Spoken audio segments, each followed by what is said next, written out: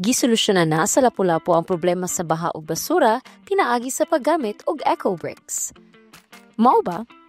Ang Lapu-Lapu City Rescue ug ang Disaster Risk Reduction and Management Office kung DRRMO ang gipanguluhan ni Jel Banesha nakamugna og usa ka sulbad aron sa pagkontra sa plastic pollution sa maong dakbayan.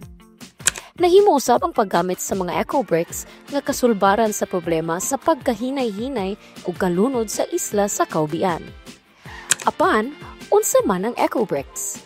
Kini ginama sa plastic nga botilya nga puno sa mga dili na magamit nga plastic nga basura, sama sa wrappers, straw, o plastic bags. Hugot dapat ang sulod, murag tinuod nga brick. Dili pwede hugaw o naay sagol nga pagkaon ang plastic nga gamiton kay makadaot kini sa kalidad sa eco-brick. Unsa ang mamahimong gamitan ini?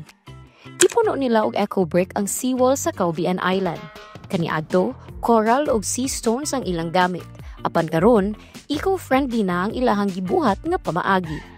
Giunsa nila pagbuhat ang eco-bricks? Sa ilang opisina, gi-phase out na ang single-use plastic ug ilang gihangyo ang mga supplier nga dili na mogamit og styro. Ang mga empleyado nagamit na karon og reusable tumblers ug ang ilahang mga plastic nga basura ilang gitigom aron sa pagbuhat og eco-bricks. Gikan sab sa mga estudyante ang uban kay gipasulod na sa ilahang klase ang eco-brick making. Naay barter program, 500 eco-bricks, pwede ibaylo o pagkaon.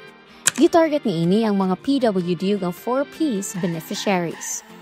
Disaster risk governance plus plastic solution equals sustainable development. Mao ba?